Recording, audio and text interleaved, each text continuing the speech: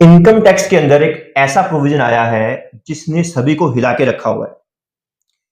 ये प्रोविजन सभी पर एप्लीकेबल है और सभी के चिंता का विषय बना हुआ है कि हमें जो पेमेंट्स करनी है वो 15 दिन के अंदर करनी है, 45 दिन में करनी है, किस पे लागू है, किस पे लागू नहीं है। और वैसे भी जब कोई चीज एट लार्ज जब एक मशहूर होती है समझ लो, या एट लार्ज एप्लीकेबल होती है, तो उसकी कुछ अफवाहें भी आनी शुरू हो जाती है। तो इसी के रिगार्डिंग आज हम सिरसा के, जैसे ना हम सभी लोग जो चार्टर्ड अकाउंटेंट्स हैं, हम खुद को अपनी लाइन का शेर समझते हैं, लेकिन हम जो सभी शेर लोग हैं जिनको सवा शेर समझते हैं, हम उनके साथ आज बैठे हैं। मतलब सीए अशोक सिंघल जी, जो इनकम टैक्स में बड़ा अच्छी नॉलेज रखते हैं।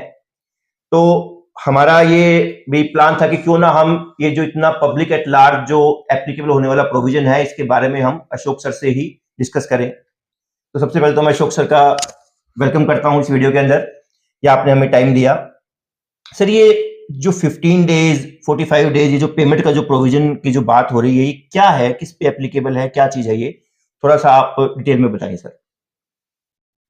थैंक यू वेरी मच दरवेश जी, जो आपने ये इतना बर्निंग टॉपिक जो आजकल चल रहा है, तो लोगों को इसके बारे में पूरी जानकारी हो कि ये क्या है, आपने ये सेशन रखा। तो मैं पूरा प्रयास करूंगा इसमें ज़्यादा से ज़्यादा इसको क्लैरिफाई करने की कोशिश करूंगा।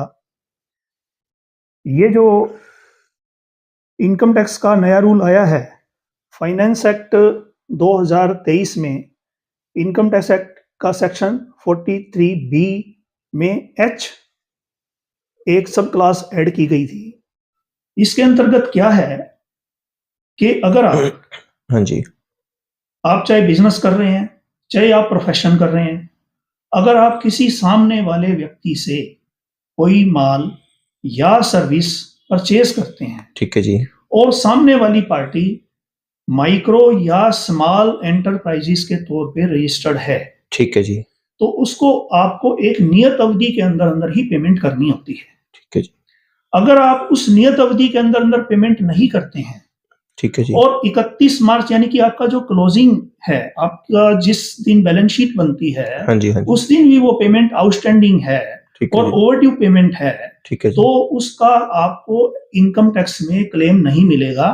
या दूसरे शब्दों में कहें कि वो एक्सपेंडिचर या वो परचेस आपकी इनकम में ऐड हो जाएगी। ओके ओके, ठीक है जी, इसमें जो व्यक्ति माल, जिससे हम माल खरीद रहे हैं या सर्विस ले रहे हैं, ठीक है जी, वो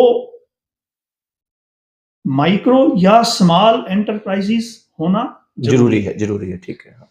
और माइक्रो और स्मॉल एंटरप्राइजेस के तौर पे उसका रजिस्टर होना जरूरी है, उद्यम रजिस्ट्रेशन उद्यम रजिस्ट्रेशन उसके उद्यम पास रजिस्ट्रेशन होना चाहिए, ठीक है जी, ठीक है, ओके ओके, इसमें जो समयावधि है, हाँ जी, जैसे 15 दिन या 45 दिन की जो बात चल रही है, हाँ जी, हाँ जी, अगर मान लीजिए कि हमारा कोई वास्तव में कोई रिटर्न एग्रीमेंट है ही नहीं ठीक है, कि हम कितने टाइम में पेमेंट करेंगे, ठीक, नॉर्मल जैसे सेल परचेज चल रही है, नॉर्मल जी, उधार, हाँ ठीक है, तो उस दशा में 15 दिन एप्लीकेबल होंगे, ओके, यानी कि हमें 15 दिन के अंदर अंदर उसको पेमेंट करनी होती है। ठीक है, और अगर हमारा कोई एग्रीमेंट है, ठीक तो है जी, मैक्सिमम 45 दिन के अंदर अंदर पेमेंट करनी है, ओके, ये नियम है। ठीक है। अब से इसको हम एक ना एग्जांपल से अगर मैं आपसे क्लैरिफाई कराना चाहूं कि मेरी बैलेंस शीट के अंदर 31 मार्च को 1.5 करोड़ रुपए क्रेडिटर्स हैं, और उसमें से 1 करोड़ रुपए के जो क्रेडिटर वो एमएसएमई में रजिस्टर्ड है, उद्यम वाले हैं, तो क्या वो 1 करोड़ रुपया सारा मेरी इनकम में ऐड हो जाएगा सर? जी बिल्कुल, ओके, इसमें जितना आपका ओवरड्यू पेमेंट है हाँ जी, एमएसएमई की, ठीक है जी, यानी कि माइक्रो और स्मॉल एंटरप्राइजेस हाँ जी, की हाँ जो जी, ओवरड्यू पेमेंट है 15 दिन या 45 दिन से जिनको ज्यादा हो गए हैं, ठीक है जी, वो सारा अमाउंट आपकी टैक्सेबल इनकम में ऐड हो जाएगा। ओके, और अगले वर्ष हाँ जी, जब आप एक्चुअल में उसकी पेमेंट करेंगे, ठीक है जी, तो अगले वर्ष की इनकम से फिर ठीक है, अगले साल की जब आप रिटर्न फाइल करेंगे, उसमें ये लेस हो जाएगा। मतलब इस साल तो फिर मतलब मेरा मोटर टैक्स 100% क्लियर है कि मुझे देना ही पड़ेगा उसके ऊपर। हाँ, यानी कि आपने अपनी इस साल नहीं प्लानिंग बच के सकता हिसाब मैं। से आपका जो एक्चुअल प्रॉफिट आपका आया है, हाँ जी, वो फिगर आपकी डिस्टर्ब हो डिस्टर्ब जाएगी, हो और जाएगी, वो ये काफी ज्यादा इफेक्ट डाल सकता बहुत है। ज्यादा, बहुत बड़ा इफेक्ट जी डालेगी सर ये, हाँ ठीक है सर, ठीक है। बिल्कुल। अब इसमें फिर ये भी पॉइंट है सर कि लेट सपोज कि मैंने 15 दिन में पेमेंट नहीं की, आज 1 जनवरी है और मैंने उसको पेमेंट कर रहा हूँ 1 महीने बाद, तो क्या ये रूल फिर मेरे पे लागू होगा और वो सारी इनकम इसका मतलब मैं बंद गया कहीं ना कहीं भी, मुझे 15 दिन में ही पेमेंट करनी है, किसी कारण से अगर 20 दिन हो गई तो? सर्वेश जी, ऐसा है कि ये रूल आपको केवल 31 मार्च को ही चेक करना है। ओके। यानी कि आपका साल खत्म होने पर आपकी जो बैलेंस शीट बन रही है, हाँ जी, हाँ उस जी। दिन जिनका बाकी है उन्हीं के ऊपर लागू होगा। अगर साल के दौरान बीच में अगर लेट हो जाती है पेमेंट, हाँ जी। लेकिन आप 31 मार्च से पहले पहले उसको पेमेंट कर देते हैं, तो ठीक ये है। रूल लागू नहीं होगा। Okay, okay, okay.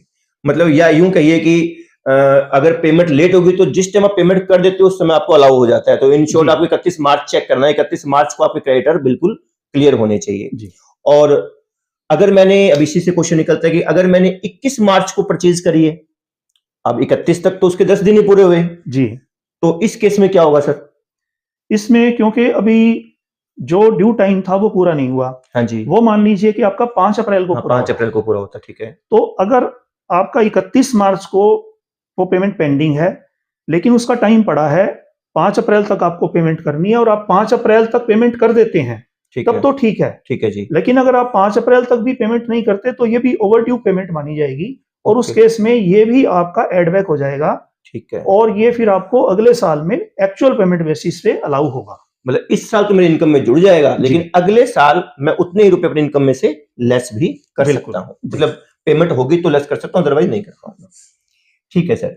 अब जिस इसमें अब बार बार आप कह रहे हो कि goods and service, goods and service, मतलब अगर मैंने सपोज कीजिए कि मिस्टर एक्स हैं, वो एमएसएमई में रजिस्टर्ड हैं और मैंने उनसे 5 लाख रुपए उधार ले लिए और मैं उनको पेमेंट लेट करता हूं, तो क्या वो 5 लाख भी जुड़ जाएंगे? मतलब अनसिक्योर्ड लोन, इन शॉर्ट में कहना चाह रहा हूं, किसी से पैसे उधार लिए हैं तो क्या मुझे वो भी चुकाने पड़ेंगे क्या 15 दिन के अंदर अंदर? नहीं दरवेश जी, ये जो रूल है ये केवल जो किसी माल खरीदा हुआ या कोई हमने सर्विसेज दी है उसके अगेंस्ट जो पेमेंट बकाया है उसी पे लागू होता है। ठीक यानी है। कि अनसिक्योर्ड लोन के ऊपर ये रूल एप्लीकेबल नहीं है। Okay, okay.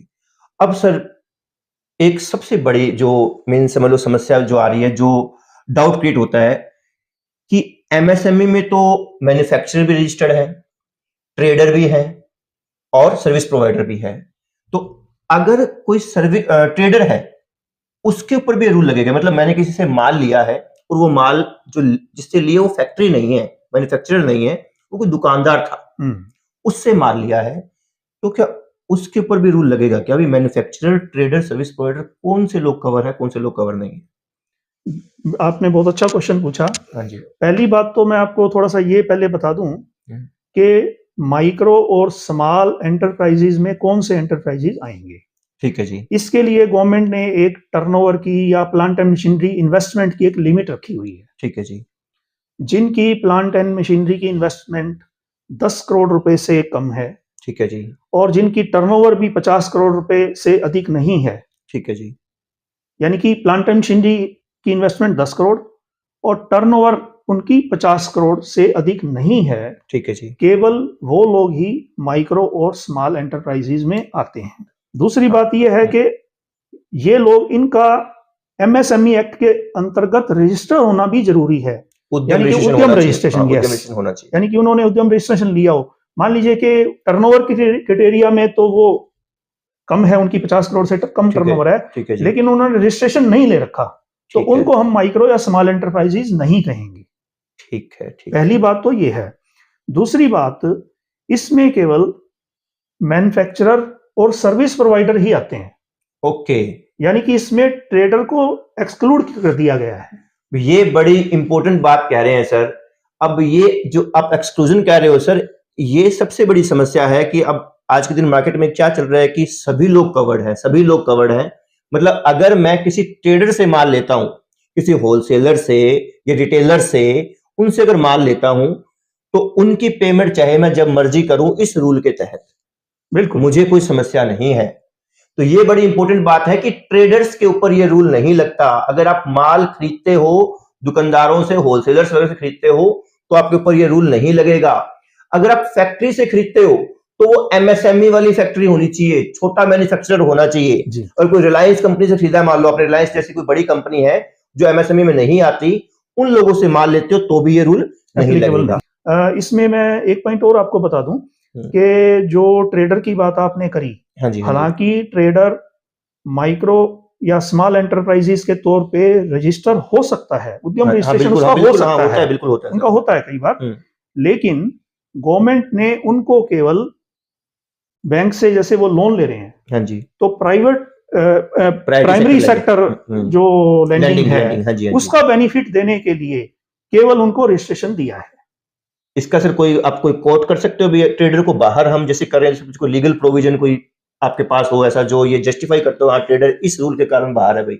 इसका गवर्नमेंट ने एक ऑफिस मेमोरेंडो ठीक है, 1/9/2021 को एक निकाला था, ठीक है जी। ये आई जिसके थिंक आपके पास तहत इसी कॉपी पड़ी है ना? जी, ओके, जिसके तहत ठीक है, इसमें बड़ा क्लियर कट लिखा हुआ है ठीक है जी, कि जो ट्रेडर्स हैं उनको डिलेड पेमेंट का बेनिफिट नहीं मिलेगा।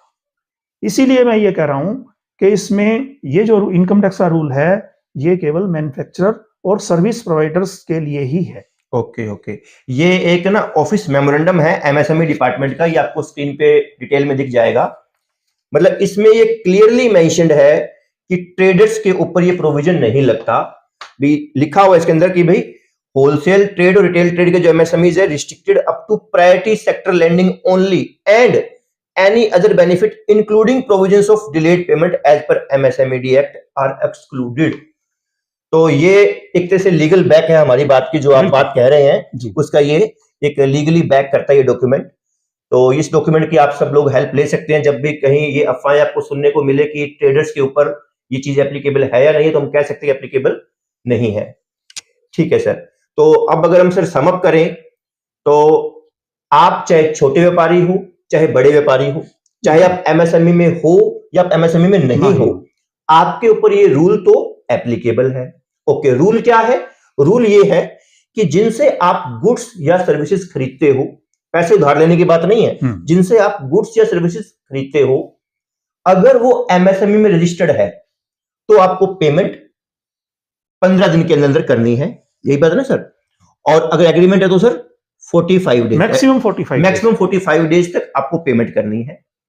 इंपॉर्टेंट ये भी है कि गुड्स खरीदना किससे है? ओनली फैक्ट्री वाले से खरीदना है, ऐसे मैन्युफैक्चरर से खरीदना है जो एमएसएमई में रजिस्टर्ड है। अगर आप दुकानदार से खरीदते हो, ट्रेडर से खरीदते हो, तो आपके ऊपर ये रूल नहीं लगेगा। ये बड़ा इंपॉर्टेंट पॉइंट है सर हमारे डिस्कशन का। सबसे इंपॉर्टेंट पॉइंट ही मेरे हिसाब से यही निकलेगा सर, लोगों को डाउट ही बड़ा था इसके ऊपर। तो आपको ये अच्छा, जब आप पेमेंट कर दोगे उनको, लेट सपोज कि इसकी एक कट ऑफ डेट आप सुन लीजिए 31 मार्च है, 31 मार्च से पहले पहले आपने सारी पेमेंट्स कर देनी है। अगर आपने लास्ट के दिनों में, मार्च के लास्ट के अंतिम दिनों में कोई परचेज करी है तो अपने 15 दिन गिन लीजिएगा, 5 अप्रैल 10 अप्रैल जो भी बनती है तब तक आप पेमेंट कर दीजिएगा। अगर नहीं करोगे तो जितने रुपए का आपका माल उधार खरीदा हुआ है जिसकी पेमेंट आपने नहीं करी है वो आपकी इनकम में एड बैक हो जाएगा। और ध्यान रखिएगा ये अमाउंट बहुत बड़ी होने वाली है। अगर आपने इसकी इग्नोरेंस की, अगर आपने इस पर ध्यान नहीं दिया तो आपकी इनकम में बहुत बड़ी अमाउंट ऐड होके आ जाएगी और उसका टैक्स भी 30% के हिसाब से बहुत ज्यादा पड़ जाएगा, क्योंकि हाई अमाउंट है तो स्लैब तो नो डाउट ऊपर वाली जाने वाली है। तो सर बहुत बहुत धन्यवाद, आपने ये बड़ा इंपॉर्टेंट प्रोविजन था जो हम सब के लिए ही क्या एक तरह से ना डिस्कशन का पॉइंट था, क्लियर हो नहीं रहा था। व्हाट्सएप यूनिवर्सिटी से बहुत सारी अफवाहें हमारे सामने आ जाती है, तो ये जो अभी आपने स्पेशली ये जो प्रोविजन का जो लीगली बैक करके डॉक्यूमेंट दिया है, ऑफिस मेमोरेंडम दिया है, ये बहुत ज्यादा हेल्प करेगा भी जो ये जस्टिफाई करता है कि ट्रेडर्स इसके अंदर शामिल नहीं है। तो थैंक्स अ लॉट सर, बहुत बहुत धन्यवाद आपका। Thank you very much. Thank you very much.